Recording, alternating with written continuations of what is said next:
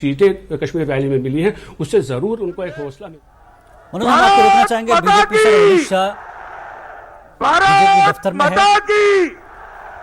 और भारतीय जनता पार्टी मंच पर उपस्थित विश्व के सबसे लोकप्रिय नेता और हमारे प्रिय प्रधानमंत्री श्रद्धेय नरेंद्र भाई, जो आज की भारतीय जनता पार्टी के महाविजय के महानायक है, मैं सभी को कहना चाहूंगा कि जोरदार करतल ध्वनि से मोदी जी का हम सब स्वागत करें। मंच पर उपस्थित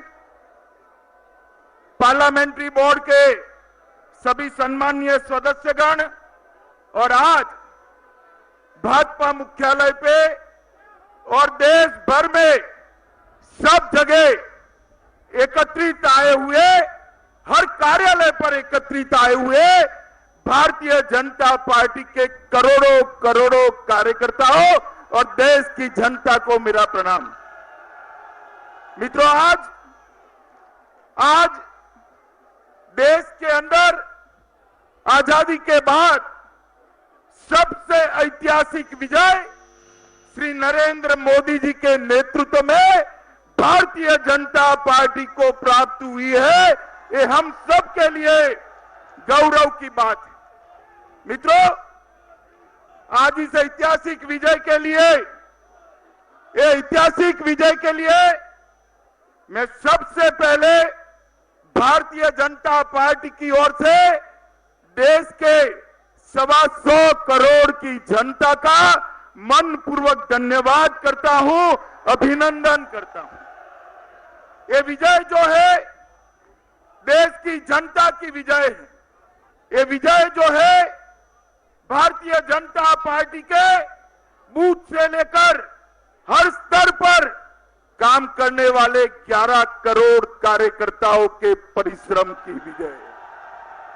ये विजय है भारतीय जनता पार्टी की मोदी सरकार, जिसने 2014 से लेकर 2019 तक जिन नीतियों के आधार पर काम किया, सबका साथ सबका विकास की नीति की विजय है।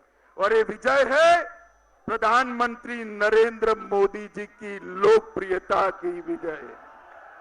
मित्रों, ये 5 साल के अंदर नरेंद्र मोदी सरकार ने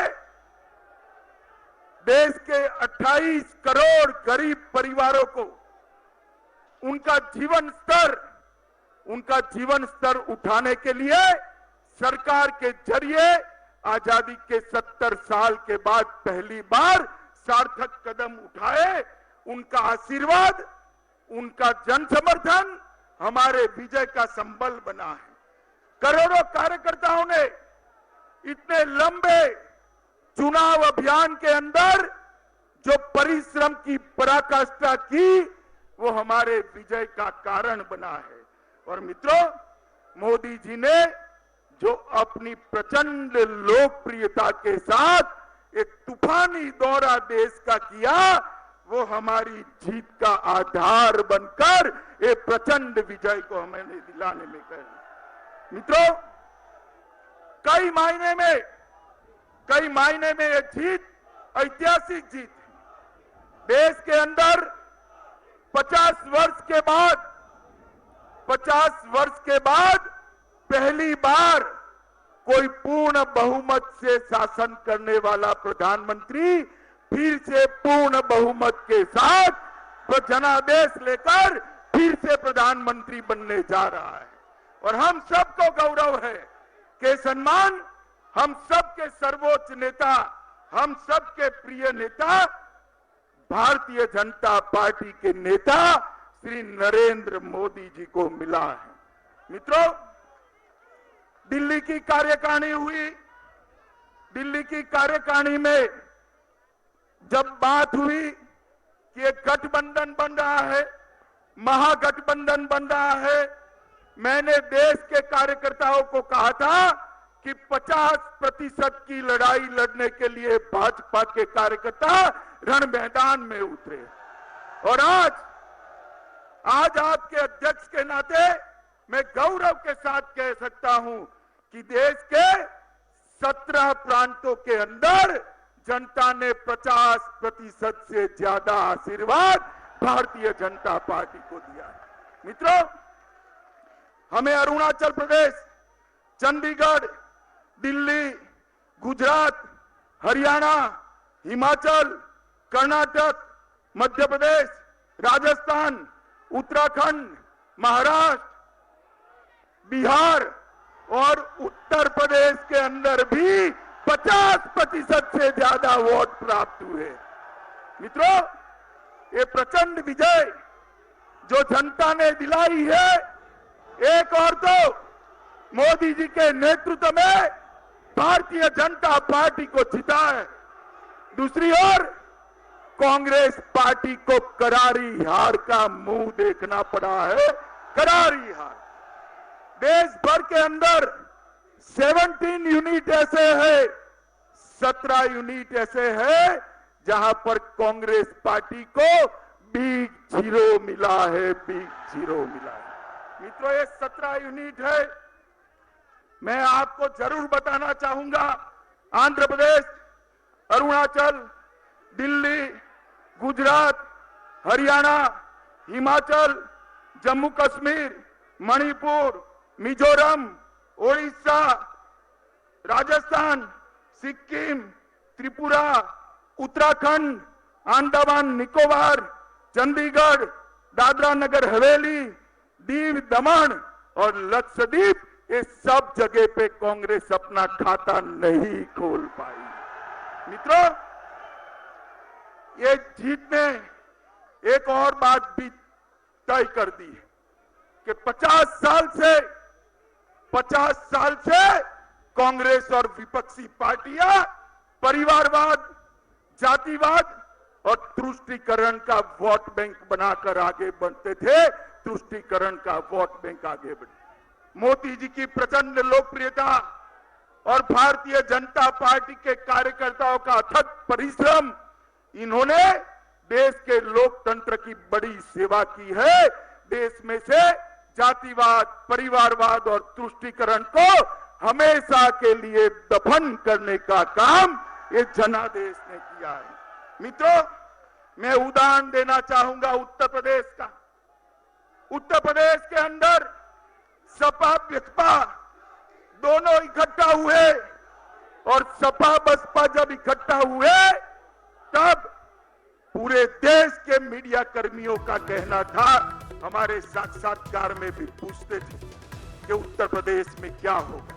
मगर मित्रों, उत्तर प्रदेश के अंदर भी सपा बसपा को हराकर 60 सीटें भारतीय जनता पार्टी जीती। ये प्रचंड विजय जो है, ये प्रचंड विजय दर्शाता है कि आने वाले दिनों के अंदर देश के अंदर ये परिवारवादी पार्टियों का कोई महत्व नहीं रहने वाला है। ये जातिवाद वाली पार्टियों का कोई महत्व नहीं रहने वाला है। और तुष्टीकरण करने वालों को भी देश की जनता ने बरोबर जड़बा तोड़, मुंह तोड़ जवाब देने का काम ये देश की जनता ने किया है। मित्रों, 2 दिन पहले एग्जिट पोल के रुझान आए। कुछ लोगों को रुझान हजम नहीं हुए और मैं आश्चर्यचकित हूं, 21 परिवारवादी पार्टियों ने पूरा दिल्ली सर पर उठा लिया था। घूम घूम कर एक दूसरे को मिलने जाता था, दूसरा तीसरे को, चौथा पांचवें को, छठा सातवें को। उनको लगता था कि ये एग्जिट पोल गलत पड़ने वाला है और ईवीएम के अंदर हम मतभेद खड़ा कर जनता में भ्रांति फैलाएंगे। मगर मित्रों, आज जब जनादेश आया तब एग्जिट पोल से भी आगे जनादेश ने भारतीय जनता पार्टी को दिया। 21 परिवारवादी पार्टियां जो दिल्ली में घूम करती थी, मैं इनको इतना ही सलाह देना चाहता हूं, और विशेषकर चंद्रबाबू नायडू को, कि इतना परिश्रम अगर आपने वोट प्राप्त करने के लिए किया होता तो आपका खाता शायद खुल जाता। मित्रों, आज इसके साथ साथ विधानसभा के भी चुनाव हुए हैं। आंध्र के अंदर श्री जगन रेड्डी के नेतृत्व में विजय प्राप्त हुई है। मैं भारतीय जनता पार्टी की ओर से श्री जगन रेड्डी को बहुत बहुत बधाई देता हूं, उनका अभिनंदन करता हूं। ओडिशा के अंदर भी श्री नवीन पटनायक जी को विजय प्राप्त हुई है। मैं भारतीय जनता पार्टी की ओर से श्री नवीन पटनायक को भी बहुत बहुत अभिनंदन देता हूं। सिक्किम के अंदर श्री पवन चामलिंग जी को और उनकी पार्टी को विजय प्राप्त हुई है। श्री पवन चामलिंग जी को भी बहुत बहुत बधाई देता हूं। और अरुणाचल के अंदर पहली बार भारतीय जनता पार्टी की पूर्ण बहुमत की सरकार बनी है। अरुणाचल के अध्यक्ष और हमारे युवा मुख्यमंत्री श्री पेमा खांडू जी को भी पूरे पार्लियामेंट्री बोर्ड की ओर से मैं हृदय से धन्यवाद और बधाई देना चाहता हूं। मित्रों, गोवा के अंदर 4 विधानसभा के चुनाव थे, उसमें 3 में भारतीय जनता पार्टी ने विजय प्राप्त की। बंगाल के अंदर बंगाल के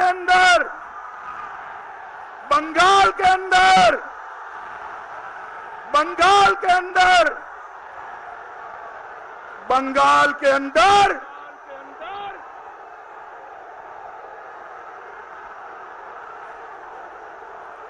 बोलो भारत माता की, भारत माता की। बंगाल के अंदर इतने अत्याचार और जुर्म और रेगिंग के बाद भी 18 सीटें भारतीय जनता पार्टी जीती। और 5 विधानसभा के चुनाव थे। 5 विधानसभा में से 4 विधानसभा भारतीय जनता पार्टी की झोली में आई। ये बताता है कि बंगाल के अंदर आने वाले दिनों में भारतीय जनता पार्टी पूरे बंगाल के अंदर अपना वर्चस्व स्थापित करने वाली है। मित्रों,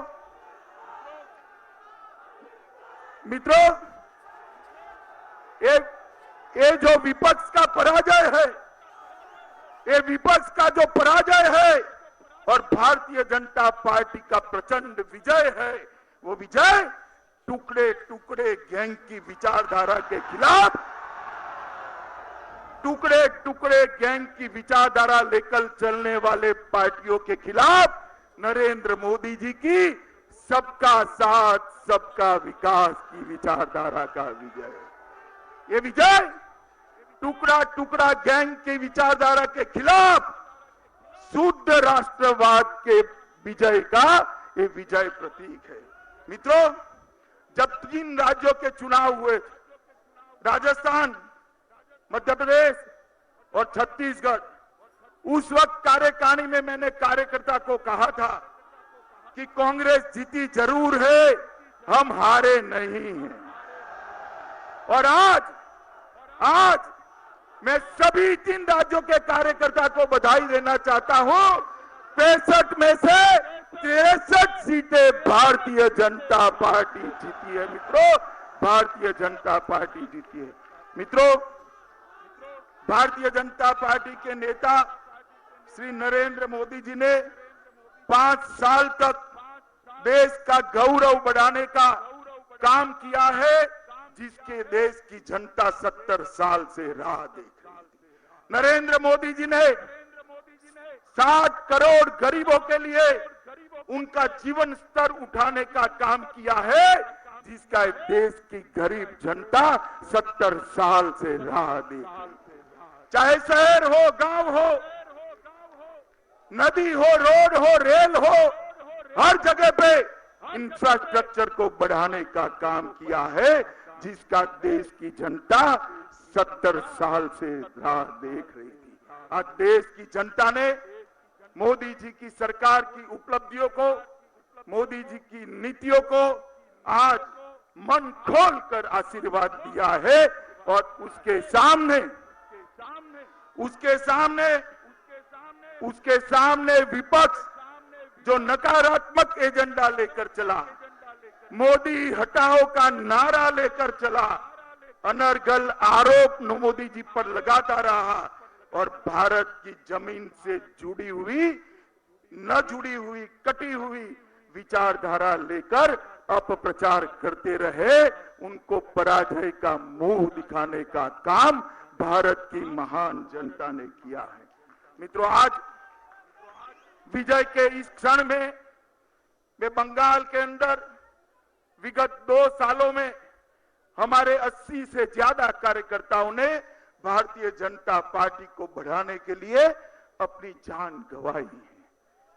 मैं वो 80 के 80 कार्यकर्ताओं को आज भारतीय जनता पार्टी के करोड़ों कार्यकर्ताओं की ओर से मन पूर्वक प्रणाम कर कर श्रद्धांजलि देना चाहता हूं। मित्रों, श्रद्धांजलि देना।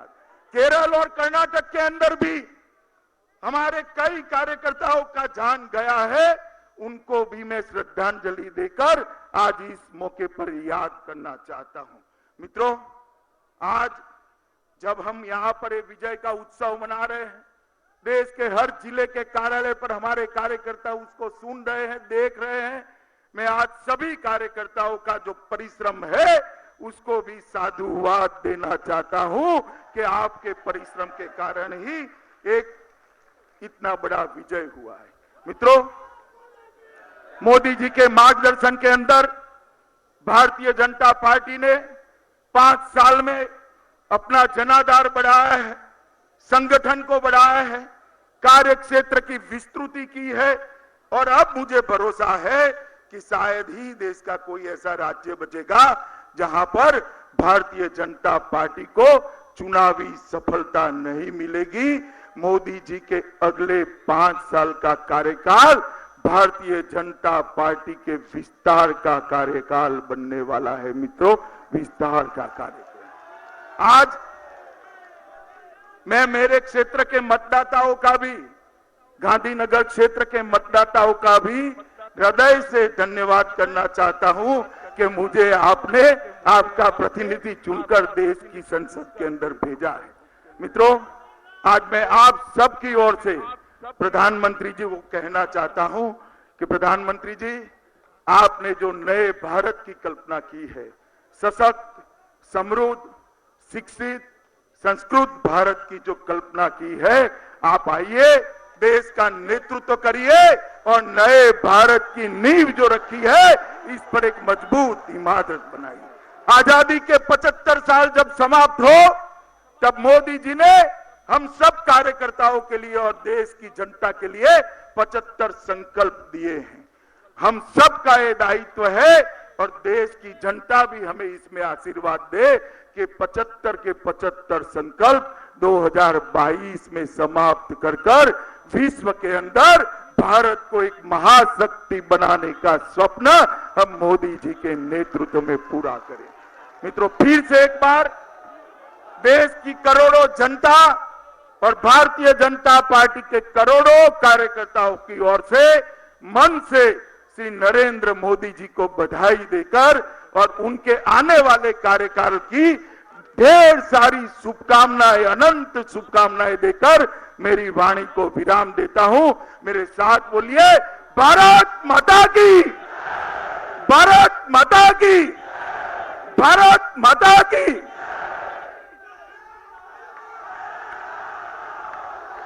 विश्व के सबसे लोकप्रिय नेता, भारत के प्रधानमंत्री और जिनके नेतृत्व में एनडीए 350 सीटें विजय हासिल की है, माननीय प्रधानमंत्री से निवेदन करता हूं।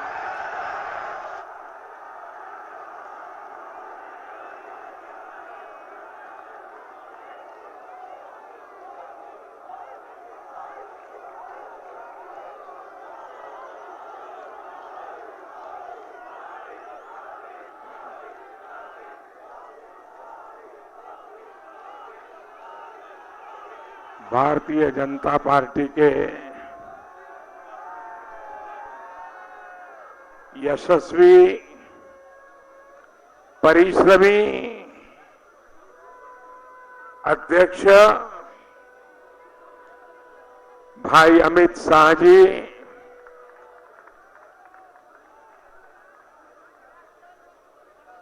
भारतीय जनता पार्टी के सभी वरिष्ठ साथी और प्यारे भाई और बहनों,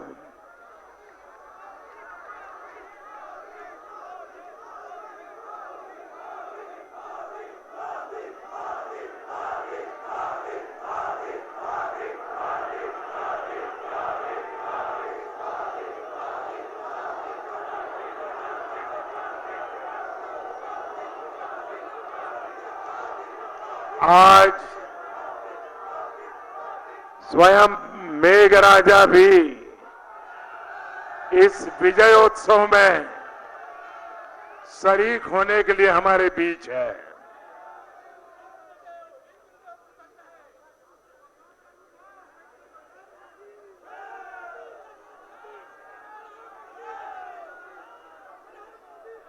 दो 2019 लोकसभा का जनादेश हम सब देशवासियों के पास नए भारत के लिए जनादेश लेने के लिए गए थे। आज हम देख रहे हैं देश की कोटि कोटि नागरिकों ने इस फकीर की झोली को भर दिया।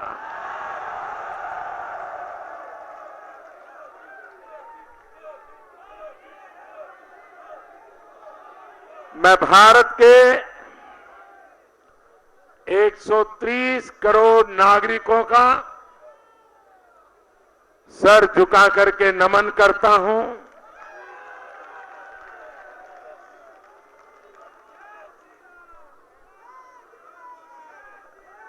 लोकतांत्रिक विश्व में 2019 का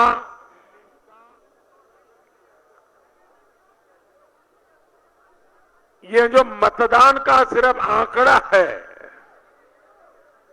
ये अपने आप में लोकतांत्रिक विश्व के इतिहास की सबसे बड़ी घटना है।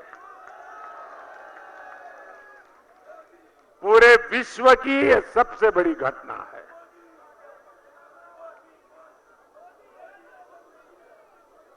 देश आजाद हुआ,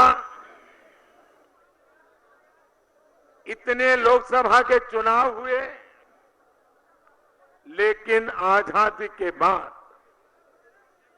इतने चुनाव होने के बाद सबसे अधिक मतदान इस चुनाव में हुआ है, और वो भी 40-42 डिग्री गर्मी के बीच में।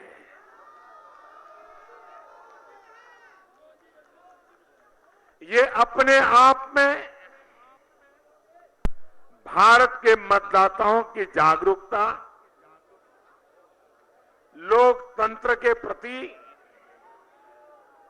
भारत की प्रतिबद्धता, पूरे विश्व को इस बात को रजिस्टर करना होगा, पूरे विश्व को भारत की लोकतांत्रिक शक्ति को पहचानना होगा। इस अवसर पर मैं इस लोकतंत्र के उत्सव में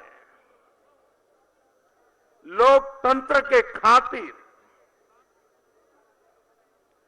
जिन जिन लोगों ने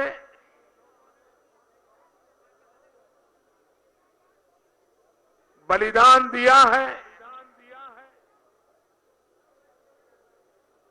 जो लोग घायल हुए हैं, परिवारजनों के प्रति मेरी संवेदना प्रकट करता हूं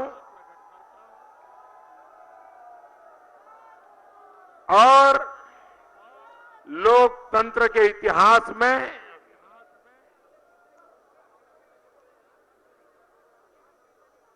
लोकतंत्र के लिए मरना ये मिसाल आने वाली पीढ़ियों को प्रेरणा देती रहेगी। मैं चुनाव आयोग को, सुरक्षा बलों को, इस लोकतंत्र उत्सव की व्यवस्था को संभालने वाले हर किसी को उत्तम तरीके से लोकतंत्र में विश्वास बढ़ाने वाली व्यवस्था देने के लिए, बहुत ही उत्तम तरीके से चुनाव प्रक्रियाओं को संपन्न कराने के लिए हृदयपूर्वक बहुत बहुत बधाई देता हूं।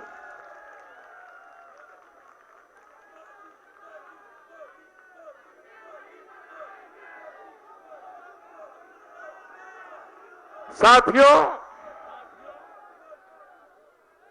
जब महाभारत का युद्ध समाप्त हुआ तब श्री कृष्ण से पूछा गया कि आप किसके पक्ष में थे। मैं समझता हूं उस समय महाभारत के काल में भगवान श्री कृष्ण ने जो जवाब दिया था वो आज 21वीं सदी में 2019 के इस चुनाव में हिंदुस्तान के 130 करोड़ नागरिकों ने, जनता जनार्दन ने श्री कृष्ण के रूप में जवाब दिया है। आज श्री कृष्ण ने जवाब दिया था कि मैं किसी के पक्ष में नहीं था, मैं तो सिर्फ हस्तिनापुर के लिए, हस्तिनापुर के पक्ष में खड़ा था। आज 130 करोड़ नागरिक श्री कृष्ण के रूप में भारत के लिए खड़े थे, भारत के लिए मतदान किया था। और इसलिए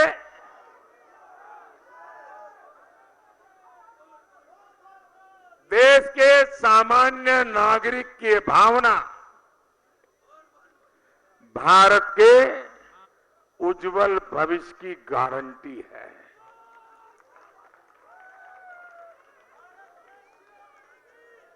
इस चुनाव में मैं पहले दिन से कह रहा था, ये चुनाव कोई दल नहीं लड़ रहा है, कोई उम्मीदवार नहीं लड़ रहा है, कोई नेता नहीं लड़ रहा है, ये चुनाव देश की जनता लड़ रही है। जिनके आंख कान बंद थे उनके लिए मेरी बात समझना मुश्किल था, लेकिन आज मेरी वो भावना को जनता जनार्दन ने प्रकट कर दिया है। और इसलिए अगर कोई विजयी हुआ है तो हिंदुस्तान विजयी हुआ है, अगर कोई विजयी हुआ है तो लोकतंत्र विजयी हुआ है, अगर कोई विजयी हुआ है तो जनता जनार्दन विजयी हुई है। और इसलिए हम सभी भारतीय जनता पार्टी के कार्यकर्ता, हम सभी एनडीए के साथी नम्रता पूर्वक इस विजय को जनता जनार्दन के चरणों में समर्पित करते हैं।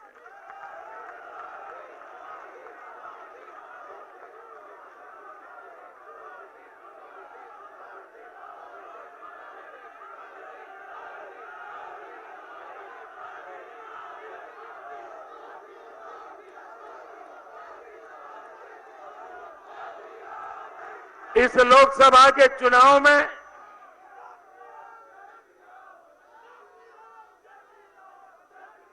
जो विजयी हुए हैं उन सभी विजेताओं को मैं हृदयपूर्वक बहुत बहुत बधाई देता हूं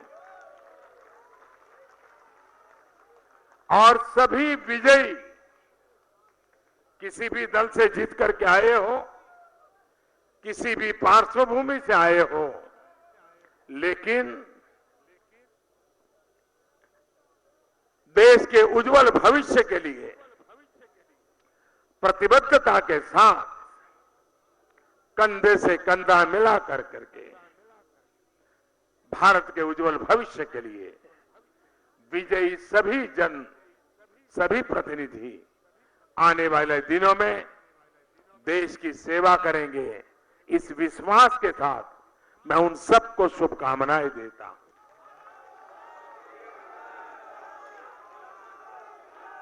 4 राज्यों में भी चुनाव थे, उड़ीसा, आंध्र, सिक्किम, अरुणाचल। उन विधानसभाओं में जो प्रतिनिधि चुन करके आए हैं,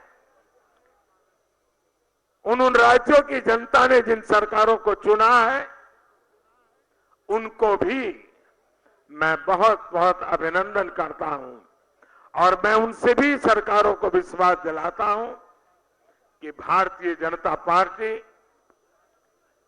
भारत के संविधान को समर्पित है, भारत के संविधान प्रति समर्पित है और फेडरलिज्म पर समर्पित है। और इसलिए इन चीजों को विजय प्राप्त करने वाले लोगों को मैं विश्वास दिलाता हूं कि केंद्र सरकार उन राज्यों की विकास यात्रा में पूरी तरह कंधे से कंधा मिला करके उनके साथ चलेगी। जैसा हमारे अध्यक्ष जी ने कहा कि भारतीय जनता पार्टी की करोड़ों कार्यकर्ता, उनके परिश्रम, उनका पुरुषार्थ, इतना गर्व होता है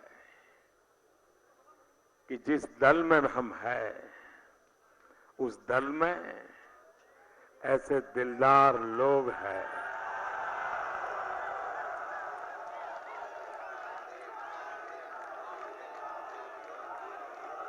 कोटि कोटि कार्यकर्ता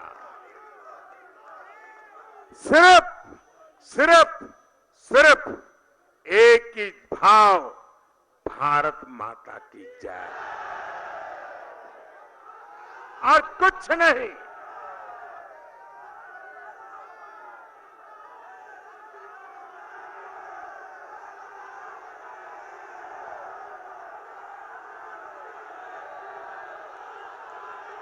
वे कार्यकर्ता,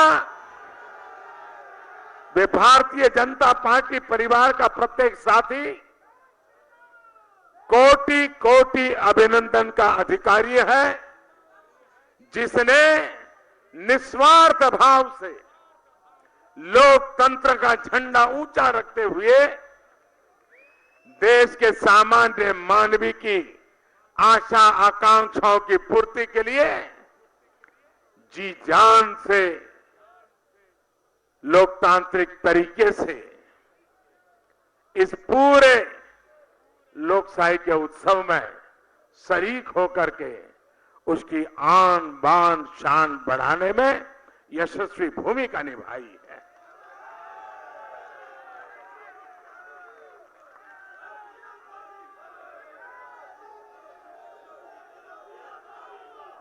भारतीय जनता पार्टी की विशेषता है और विशेषता ये है कि हम कभी दो भी हो गए, हम कभी दो भी हो गए, लेकिन हम कभी अपने मार्ग से विचलित नहीं हुए। आदर्शों को ओझल नहीं होने दिया, न रुके, न थके, न झुके। कभी हम दो हो गए तो भी, और आज दोबारा आ गए। दो से दोबारा आने तक इस यात्रा में अनेक उतार चढ़ाव आए हैं।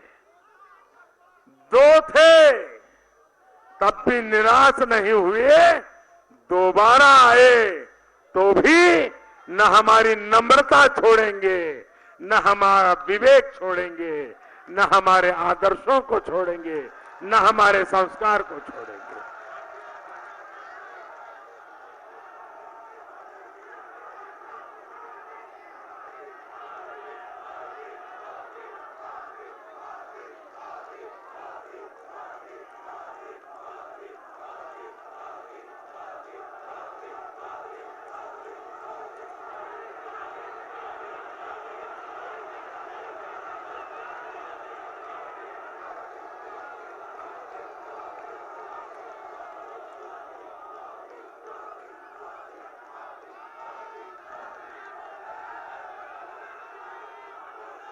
साथियों, अभी हमारे अध्यक्ष जी चुनाव नतीजों की कुछ हाइलाइट्स बता रहे थे।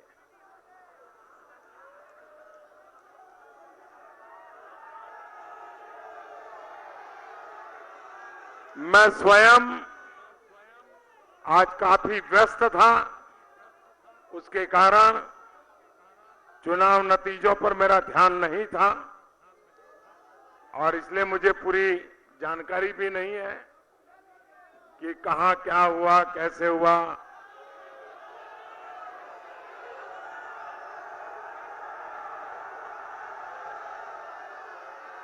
लेकिन अध्यक्ष जी ने जो विस्तार से बताया, मैं आज रात के बाद समय निकाल करके देखूंगा कि आज दिन भर क्या क्या हुआ है। लेकिन जो अध्यक्ष जी ने बताया,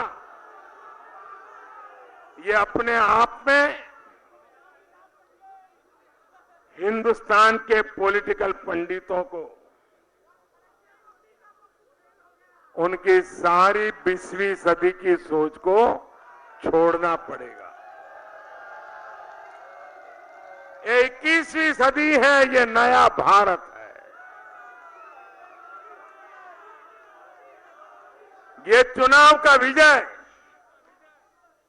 कोई कहता है मोदी मोदी मोदी, ये मोदी का विजय नहीं है। ये देश में ईमानदारी के लिए तड़पते हुए नागरिक की आशा आकांक्षाओं का विजय है। 21वीं सदी के सपनों को लेकर के चल पड़े नौजवान का विजय है। ये विजय आत्मसम्मान, आत्मगौरव के साथ एक शौचालय के लिए तड़पती हुई उस मां का विजय है।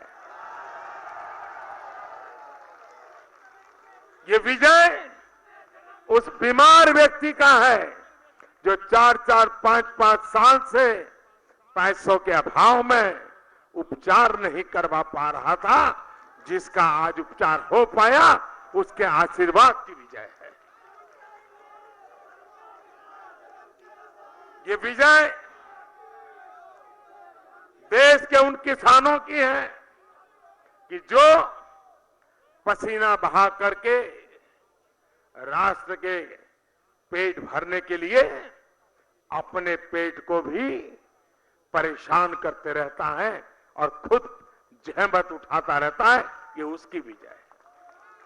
ये उन 40 करोड़ असंगठित मजदूरों की विजय है जिनको पहली बार लेफ्ट के लोगों ने विचार बहुत रखे होंगे, लेकिन इस देश में एक ऐसी सरकार जिस पर लेफ्ट का लेबल तो नहीं है, लेकिन 40 करोड़ लोगों के लिए, असंगठित कामदारों के लिए पेंशन योजना लागू करके उनको सम्मान जीवन देने का काम किया है।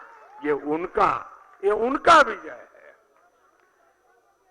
उन बेघर जिंदगी गुजारते गुजारते आज पक्के घर में रहने गए हैं, उनका विजय है। और जिनका 2022 तक पक्का घर बनना तय है, उनका विजय है। भाइयों बहनों, ये विजय उन मध्यम वर्ग के परिवार का है कि जो कानून नियमों का पालन करता रहा, जो देश की भलाई के लिए टैक्स देता रहा, लेकिन न उसे कभी सम्मान मिला और न ही कभी उसको भरोसा हुआ कि जो टैक्स देता है वो सचमुच में देश के काम आता है क्या। 5 साल में उसने अनुभव किया कि जो दे रहा है वो सही जगह पे जा रहा है, सही काम आ रहा है। उस मध्यम वर्ग के मन को जो संतोष हुआ है, वो संतोष इस चुनाव नतीजों में नजर आ रहा है। ईमानदारी को जो ताकत मिली है, उस ताकत को इस चुनाव ने एक नई स्वीकृति दी है। और इस प्रकार से जो बदलाव आया है, उस बदलाव ने ये परिवर्तन लाया है। भाइयों बहनों, हमारे देश में ये चुनाव ऐसा हुआ, वरना आपने देखा होगा 30 साल तक लगातार देश में, विशेष रूप से, वैसे ये ड्रामेबाजी तो लंबे समय से चल रही है,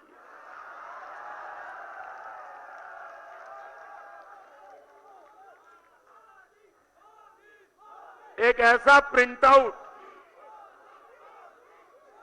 एक ऐसा टैग फैशन हो गई थी।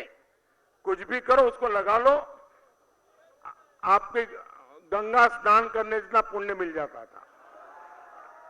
उस टैग का नाम था, और पूरी तरह नकली,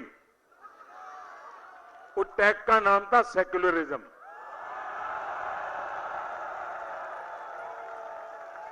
और नारे लगते थे, सेक्युलर एक हो जाओ, सेक्युलर एक हो जाओ।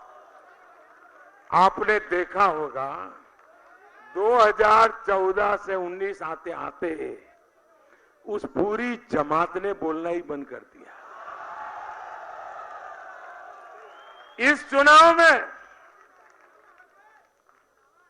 एक भी राजनीतिक दल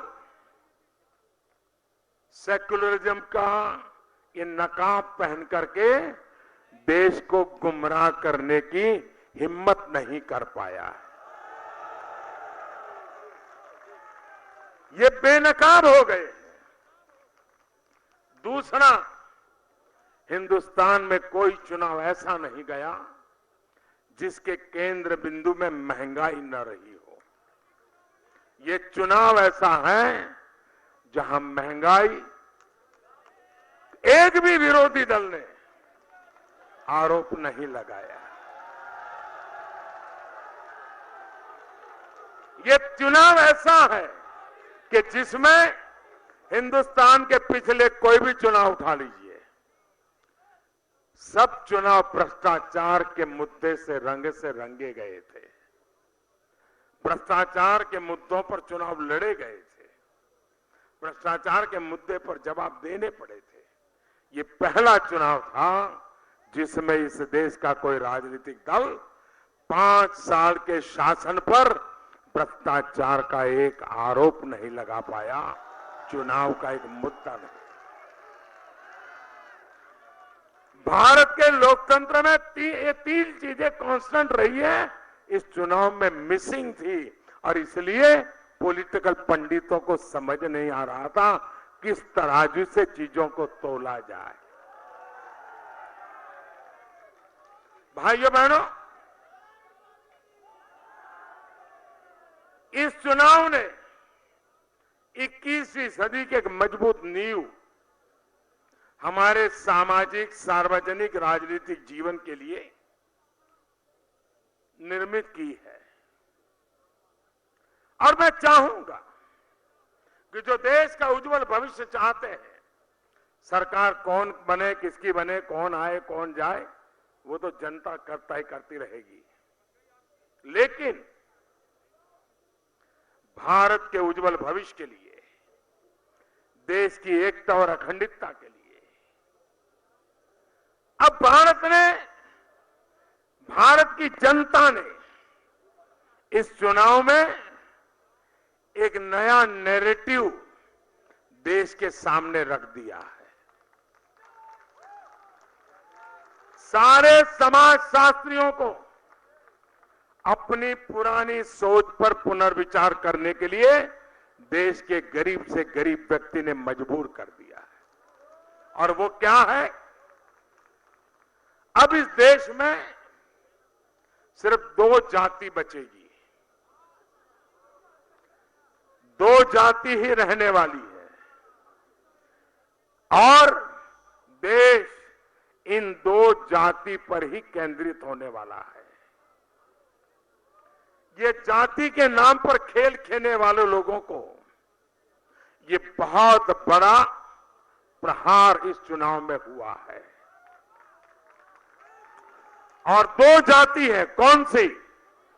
अब 21वीं सदी में भारत में एक जाति है गरीब, भारत की एक जाति है गरीब, और दूसरी जाति है देश को गरीबी से मुक्त कराने के लिए कुछ न कुछ अपना योगदान देने वालों की।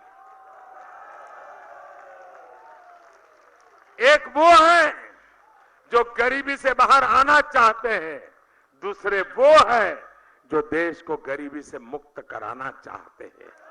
ये 2 ही जाति है, और इसलिए हमें 21वीं सदी में इन दोनों को सशक्त करना है। जो गरीबी से बाहर जिसको लाना है उसको भी सशक्त करना है, और गरीबी से बाहर लाने में जो बढ़ चढ़ करके मदद कर रहा है उसको भी ताकतवर बनाना है। ये 2 शक्तियां इस देश पर गरीबी के कलंक को मिटा सकती है। इस सपने को लेकर के हमें चलना है।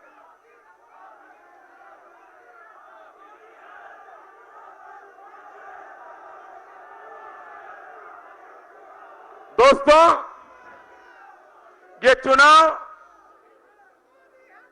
इसलिए महत्वपूर्ण है कि इसी कालखंड में, ये 2019 से 2024, ये 5 साल का कार्यकाल और इतना प्रचंड जनमत, प्रचंड मैंडेट, बहुत बड़ी घटना है जी। विश्व को अचंभित करने वाली घटना है।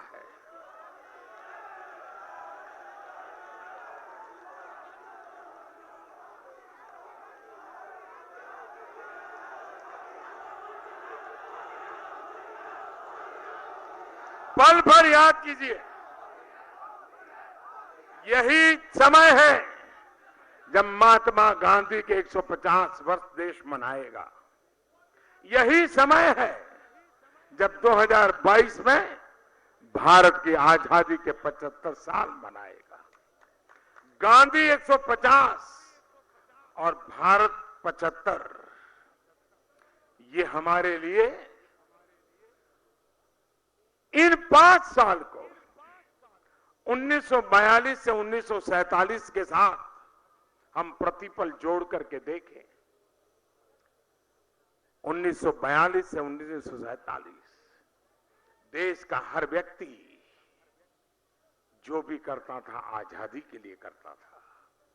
स्कूल छोड़ देता था आजादी के लिए, जेल जाता था आजादी के लिए, खादी पहनता था आजादी के लिए, झाड़ू लगाता था आजादी के लिए, बच्चों की पढ़ाई करवाता था आजादी के लिए, स्वदेशी का पालन करता था आजादी के लिए।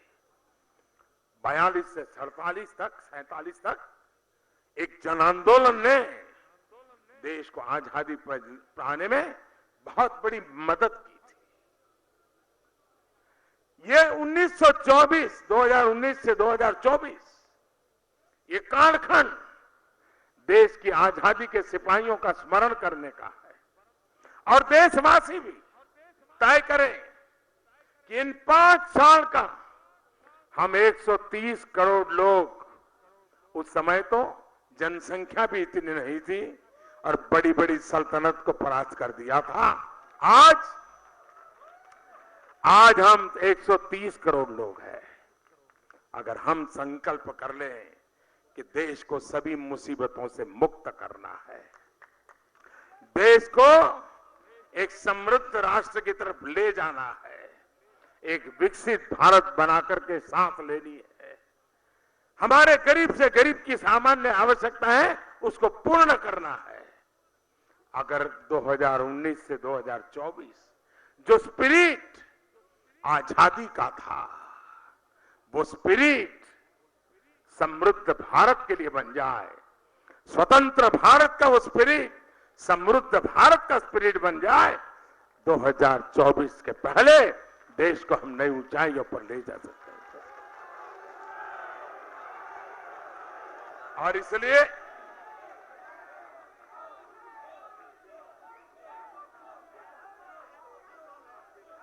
और इसलिए दोस्तों कि इस चुनाव को हमें नम्रता से स्वीकारना है। हम सरकार तो बहुमत से बनती है और जनता ने बना भी दी है, लेकिन लोकतंत्र के संस्कार, लोकतंत्र का स्पिरिट, भारत के संविधान का स्पिरिट हमें इस बात के लिए जिम्मेवारी देता है कि सरकार भले बहुमत से बनती हो, लेकिन देश सर्वमत से चलता है। और इसलिए मैं आज सार्वजनिक रूप से कहता हूं, चुनाव में क्या हुआ, कैसे हुआ, कौन बोला, क्या बोला, मेरे लिए वो बात बीत चुकी है। हमें आगे देखना है, हमें सबको साथ लेकर के चलना है। हमारे घोर विरोधी होंगे, उनको भी साथ लेकर चलना है, देश हित के लिए चलना है। और इतना बड़ा प्रचंड बहुमत के बाद भी पूरी नम्रता के साथ चलना है, लोकतंत्र की मर्यादाओं के बीच चलना है। संविधान यही हमारा सुप्रीम है, उसी के छाया में, उसी के हर शब्द के भाव को पकड़ते हुए हमें चलना है। और उस काम में भारतीय जनता पार्टी का कोई कार्यकर्ता भी, हिंदुस्तान का हर कोई नागरिक भी उसी उमंग और उत्साह के साथ हमसे जुड़ेगा, ये मेरा विश्वास है। भाइयों बहनों, देश ने हमें बहुत दिया है। मैं आज इस पल देशवासियों के सामने भी कुछ कहना चाहता हूं। मैं देशवासियों को विश्वास दिलाना चाहता हूं कि आपने इस फकीर की झोली तो भर दी,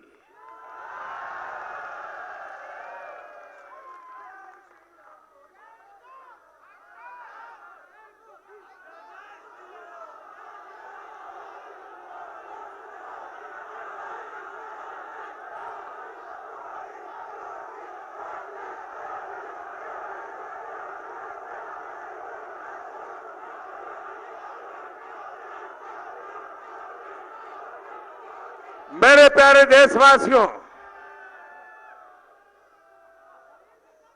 आपने इस फकीर की झोली भर दी है। बड़ी आशा अपेक्षा के साथ भरी है, मैं जानता हूं। आपकी आशा आकांक्षा, आपके सपने, आपके संकल्प, बहुत कुछ इसके साथ जुड़ा हुआ है। मैं इसकी भली भांति इस गंभीरता को समझता हूं, लेकिन मैं देश को कहूंगा कि आपने 2014 में, मुझे ज्यादा जानते नहीं थे, लेकिन आपने भरोसा किया। 2019 में आपने मुझे ज्यादा जानने के बाद उसमें और ज्यादा ताकत आई।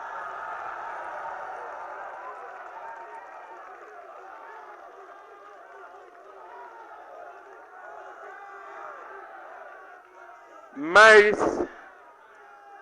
इसके पीछे की भावना को भली भांति समझता हूं।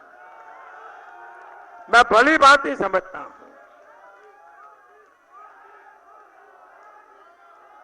जैसे अमित भाई कह रहे थे कि बहुत वर्षों के बाद एक चुनी हुई सरकार दूसरी बार पूर्ण बहुमत से और पहले से अधिक ताकत के साथ जीत करके आए, इसका मतलब देश की जनता का कितना भरोसा है, और भरोसा जैसे बढ़ता है जिम्मेवारी और ज्यादा बढ़ती है।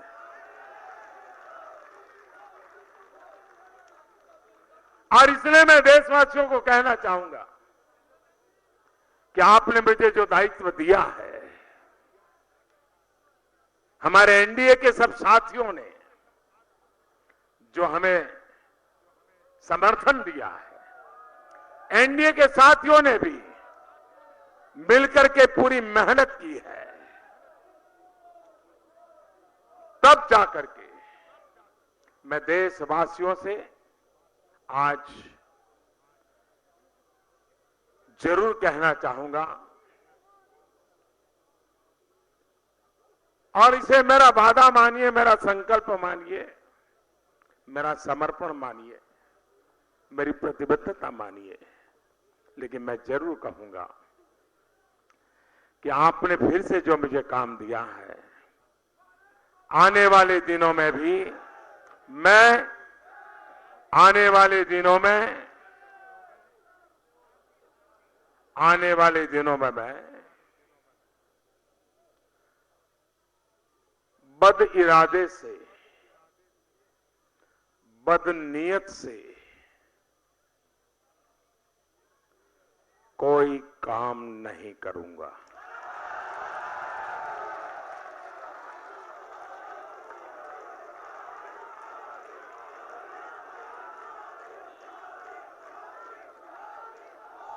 काम करते करते गलती हो सकती है, लेकिन बद इरादे से, बदनीयत से मैं कोई काम नहीं करूंगा। दूसरा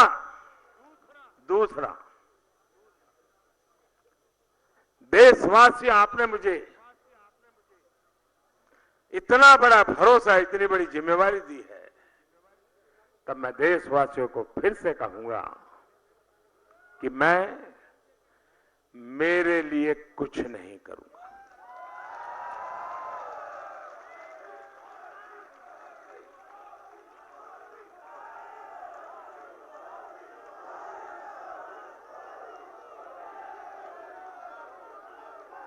और तीसरी बात मैं सार्वजनिक रूप से कहना चाहूंगा, और तीसरी बात, मेरे समय का पल पल, मेरे शरीर का कण कण सिर्फ और सिर्फ देशवासियों के लिए।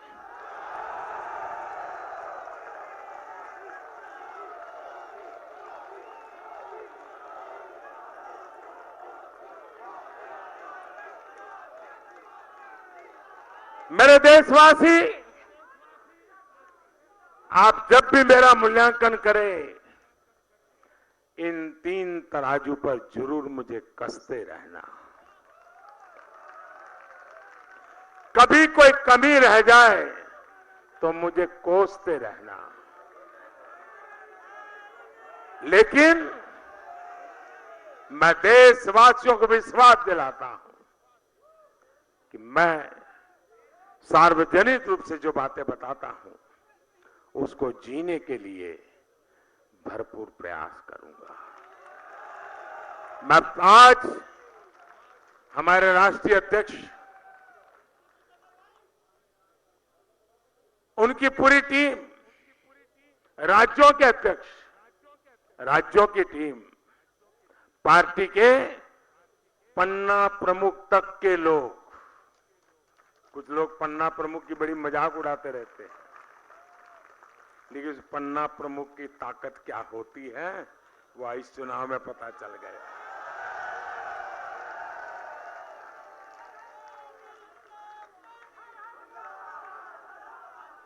पन्ना प्रमुख से लेकर के राष्ट्रीय प्रमुख तक इन लक्षावधि कार्यकर्ताओं को, उनके परिश्रम को, उनकी प्रतिबद्धता को एक बार हृदय से बहुत बहुत अभिनंदन करता हूं, बहुत बहुत धन्यवाद करता हूं। धन्यवाद। मेरे साथ बोलिए, भारत माता की, भारत माता की, भारत माता की, भारत माता की, वंदे वंदे वंदे वंदे वंदे वंदे वंदे वंदे वंदे वंदे।